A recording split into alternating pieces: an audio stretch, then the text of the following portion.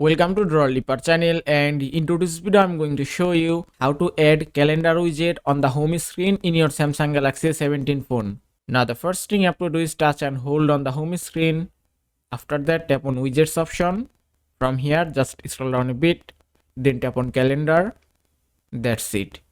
Here you can find so many category of calendar widgets, and you can add any calendar widget on the home screen as you like. Suppose if you want to add this widget to your home screen, just touch and hold it and drag and drop it to the home screen, and that's it. You can see calendar widget has been added successfully. Now if you touch and hold it and then tap on settings option, from here you can customize your widget. Here you can see background. From here you can enable or disable your background, and from here you can choose background color. Also you can increase or decrease your background transparency from here. That's it. Then just tap on save and it's done. And that is how you can add calendar widget on the home screen in your Samsung Galaxy A17 phone. I hope this video was helpful. If it was, please give it a thumbs up and don't forget to subscribe.